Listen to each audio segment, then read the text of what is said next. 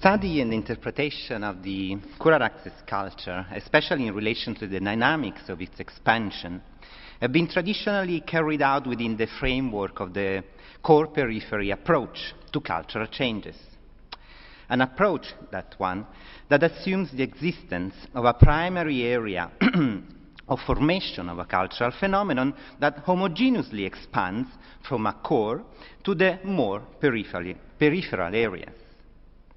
But as new archaeological results are being produced,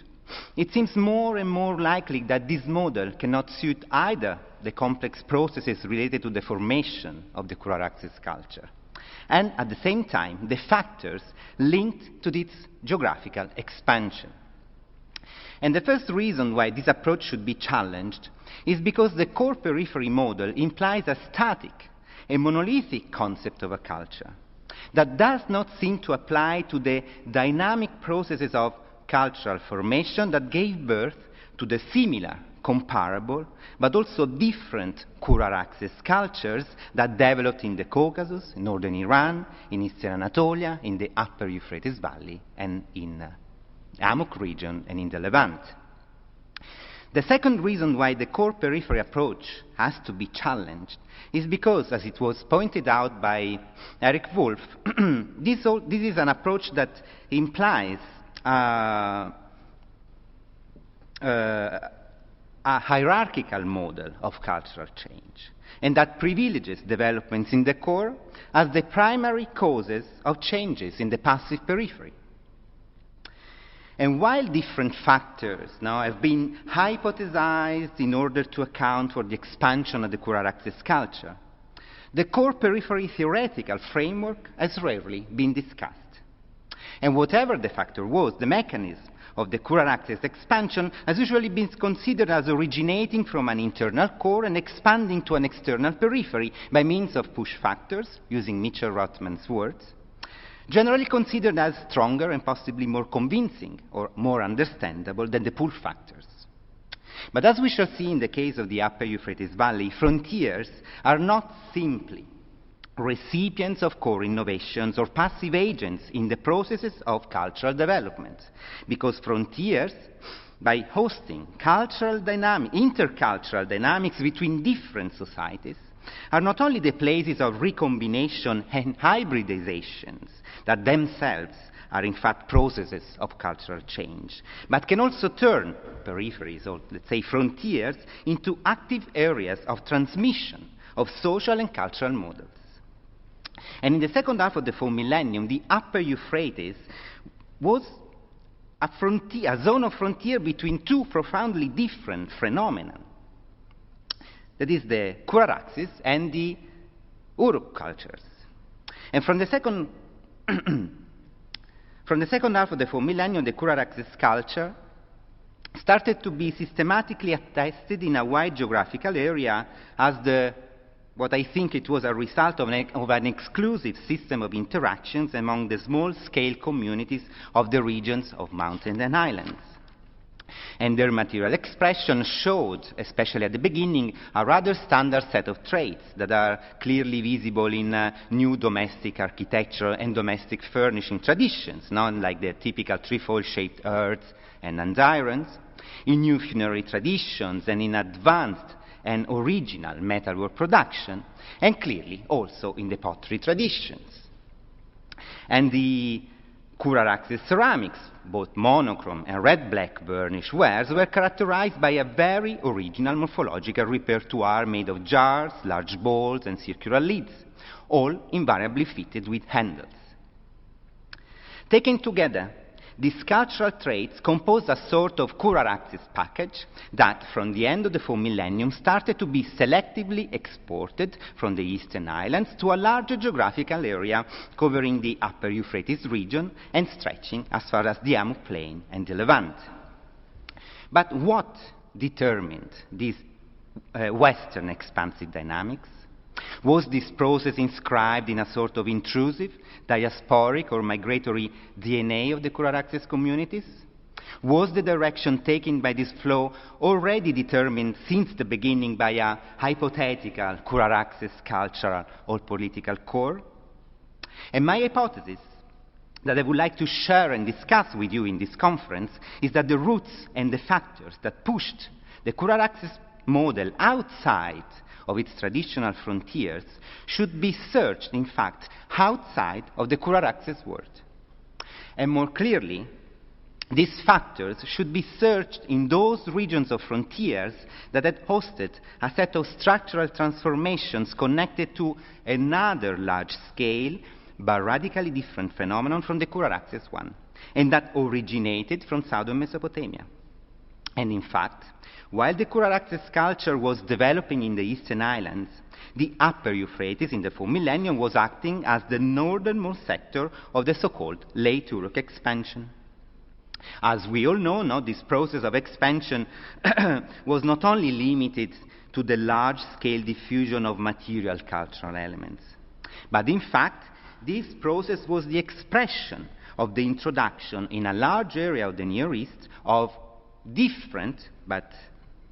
quite relatively similar early state political institutions and of a centrally controlled economy founded on productive specialization and redistribution.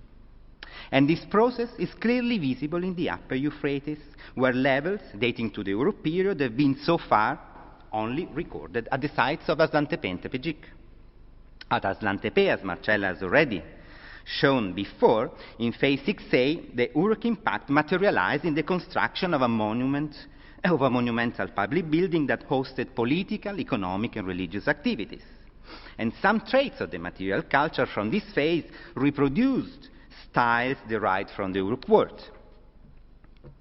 But the adoption of these exotic traits was also accompanied by the implantation of a centralized economic organization, restructuring towards an increasing specialization the productive relations of the community. And in respect of the specialized craft production, both well-made ceramics and the outstanding developments of the metallurgy provide both quantitative and qualitative evidence for these changes.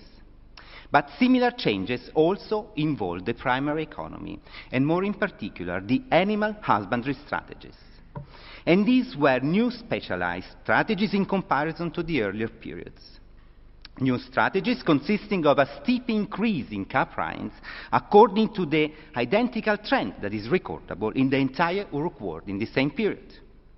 And this data then suggests that the introduction of an early state model founded on a centralized economy also prompts the development of a specialized pastoral sector, the secondary product revolution of what we were talking about before. Evidence of southern context was also recorded at Tepejik, where a tripartite building recalling the Uruk architecture contained well-made and mass-produced ceramics clearly connected to the late Uruk horizon. Still talking about ceramics, both at Tepejik and at Aslan Tepe, the well-made Uruk-related pottery is constantly associated to a completely new ceramic tradition in this region, which is the red-black burnish ware that suggests the involvement of the upper Euphrates in a completely different horizon of interactions. And the 4th millennium red-black burnish ware from the upper Euphrates shares, in fact, meaningful similarities with the analogous production from central Anatolia. And these analogies are not only limited to the morphological aspects of the vessels, but they're also strengthened by a common technical tradition expressed by the fact that in both these regions, the red-black burnish ware is characterized by the so-called alternate pattern.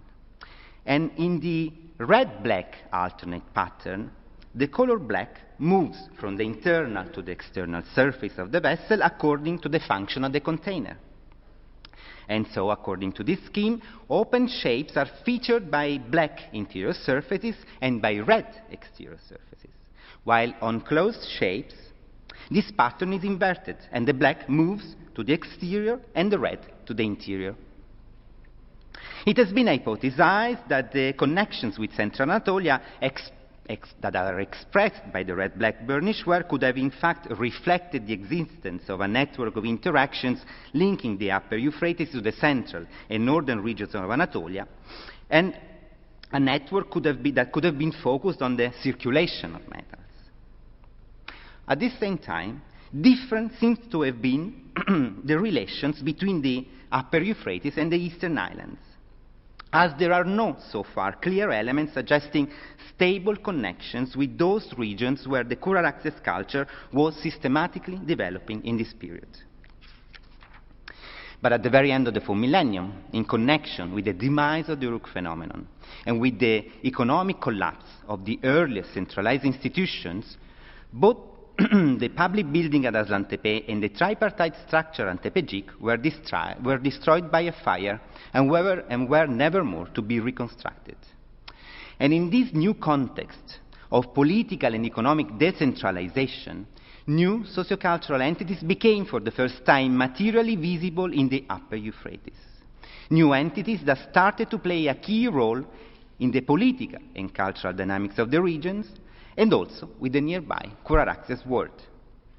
And so at Aslan Tepe, the phase immediately following the destruction of the public building marked a sharp break from the past traditions. Now we just saw that the new phase 6B1 is composed of different and possibly short-lived levels of occupation featured with wooden and waterloom dome architecture.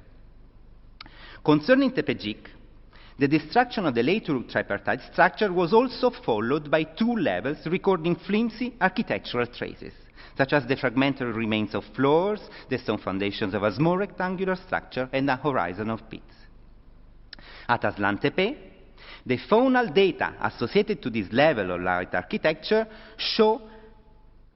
husbandry strategies similar or even more specialized than those of the earlier phase 6A, with caprines ranging between 70 and 90%.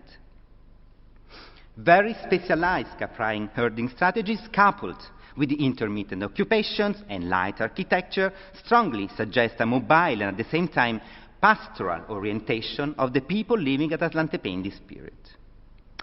But who were these pastoral communities and where did they come from? And concerning this question, the ceramic studies have produced a set of extremely interesting clues.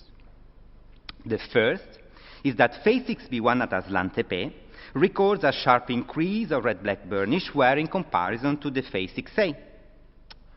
But while in the 4th millennium red-black burnish ware expressed connections with central Anatolia, the red-black burnish ware from phase 6B1 is featured by a new and unique mix of traits. Because closed shapes, such as the double-handled jars and the circular lids, definitely recall some of the most typical Kura-Araxes repertoires, and so also does the constant presence of handles and pierced lugs applied to both open and closed vessels. But on closer examination, pottery from phase 6B1 also shows a set of meaningful continuities with the past, as well as some novelties emphasizing links with ceramic horizons completely different from the Kura-Araxes one. And in terms of continuity with the past, the main element is technical in nature. And it is again expressed by the same alternate chromatic pattern of the red-black burnish ware as the one which was in use in the 4th millennium. And that was in fact different from the Kura-Araxes fixed red-black pattern, where the position of the black is always on the exterior surface of the vessels, both open and closed shapes. In terms of novelties, this alternate red-black pattern was applied to shapes that shared nothing with the Kura-Araxes repertoires. And in fact, one of the new and most common features of the Aslan Tepe 6V1 repertoire is the large presence of hemispherical balls. These balls, constantly featured with black interior and red exterior surfaces, are also often characterized by a black band running along the external rim. And these aesthetic features are strikingly similar to a tradition characterizing a wide area of central Anatolia since the beginning of the 3rd millennium, and where they are also known as the black-topped balls. Black-topped balls are one of the most diffuse ceramic markers of the early Bronze Age in central Anatolia, and their technical and morphological features are basically indistinguishable from the balls in use in the same period in the Upper Euphrates. So, this suggests that the red-black or black-top balls could have expressed the existence of a largely shared ceramic horizon, linking again the upper Euphrates Valley to central Anatolia in the early 3rd millennium in a similar way as it was in the 4th millennium. The only difference between the central Anatolian black-top balls and those in use at Aslan Tepe in phase 6b1 is that the latter are often equipped with holes, pierced lugs, and handles. If on the one hand the constant presence of these functional elements closely reminds of one of the most distinguishing features of the Kura-Araxes ceramics, on the other hand, they could have represented a functional readaptation of the blacktop balls to practical needs related to transport or suspension that could have derived from the mobility of these groups. If a ceramic culture represents a non-random combination of technological, morphological, functional, and aesthetic traits, meaningfully produced and broadly shared by one or more social groups, I assume that these Kura-Araxized and at the same time transportable blacktop balls could represent a diagnostic feature to recognize the existence of other communities that were not only sharing the same ceramic culture as that of the pastoral groups from Aslan Tepe, but that could have also been similar to the latter, also from the social and economic point of view. But so far, the case of Aslan Tepe 6b1 was considered as an isolated episode in the early 3rd millennium history of the upper Euphrates. And the marked presence of Kura-Araxes traits in its ceramic repertoire has often encouraged this sense of extraneousness of these communities. But was the Aslan Tepe 6b1 community really so unique and at the same time completely alien to the remaining social fabric of the upper Euphrates? The studies that I recently carried out on Tepejik have revealed that this was not so, and that the levels superimposing the late Uruk occupation were characterized by a ceramic assemblage very similar to that of the pastoral groups from Aslan Tepe 6b1. And also in this case, the ceramic repertoire is composed of handled jars, recalling and lids recalling the Kura-Araxes traditions, and a red-black hemispherical ball similar to those from Aslan Tepe and linked to the blacktop ball's horizon. So, by comparing the new data from Tepejik to those from Aslan Tepe, what emerges is, first of all, that Aslan Tepe phase 6b1 was not an isolated case. Second, that both sites show a strikingly similar stratigraphical sequence consisting of an occupation dating to the late Uruk period, the destruction of the late Uruk buildings, and a reoccupation of the same areas by means of light architecture. How to interpret, then, this apparently symbiotic relation between late Uruk occupations and the immediately following appearance in the same sites of what seem pastoral or mobile communities characterized by a ceramic culture combining, in a unique way, Kura-Araxes and Central Anatolian traditions? In fact, this connection suggests, or have suggested to me, a very tempting hypothesis. And my hypothesis is that these early 3rd millennium communities could have been in fact the direct descendants in social and economic terms of the same specialized pastoral communities generated by the centralizing institutions of the late Uruk period, but that managed to survive to their collapse.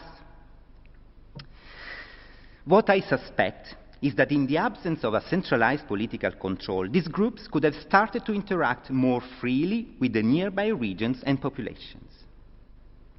And in the 4th millennium, the Central Anatolian and Kura-Araxes cultures, in the 4th millennium, the Central Anatolian and Kura-Araxes culture had never mingled, or had never been mingled with each other. But in the early 3rd millennium, in connection with the new political changes, the upper Euphrates emerged as a true frontier region, in the sense that it became the region where the cultural frontiers of eastern and central Anatolia were mixed and where innovative material cultural changes were developed. This process of creolization could have been activated by the mobile social components of the upper Euphrates that by means of the acquisition and reelaboration of different regional cultures were in fact producing and expressing new hybrid cultural identities. From this point of view, the creative complexity of the ceramic repertoire of these groups may be considered as the result of their ability to adopt, interweave, and change cultural traditions from different areas. And if on the one hand, the fact that they were the first carriers to introduce Kura-Araxes elements in the upper Euphrates suggests that they were also the first to open the eastern frontiers of this region and to activate the interactions with the Kura-Araxes world, on the other hand, the connection with the tradition of the blacktop balls stresses the permanence of contacts with the central Anatolian regions as a possible result of an uninterrupted frequentation of these areas since the 4th millennium. And this latter hypothesis could be confirmed by the geographical distribution of these Kura-Araxized or transportable blacktop balls that have been recovered so far from excavations and surveys. And these data reveal a rather interesting and, to me, unsuspected spatial pattern of distribution that not only covers the upper Euphrates, but also stretches farther west, as far as the regions of Sivas, Kayseri, and Elbistan. This is, in fact, a north and westward pattern of distribution that may let us think about the following points. First of all, the existence of paths of communication possibly related to cyclical movements or transhumance connecting the upper Euphrates Valley to the neighboring northern and western areas. Second, that the westward direction taken by the flow of Kura-Araxes elements that will reach the Amuk Plain and northern Levant few decades later could have been encouraged by or channeled through these same westward movements. And the actors of this process could have been the pastoral groups populating the upper Euphrates in the early 3rd millennium, and who, by periodically crossing different geographical boundaries, were not only suing or bridging different cultural frontiers, but they were also playing the crucial role of cultural vectors in the transmission of the Kura-Araxes culture to the West. In conclusion, while the formation of centralizing political and economic authorities in the 4th millennium at the northern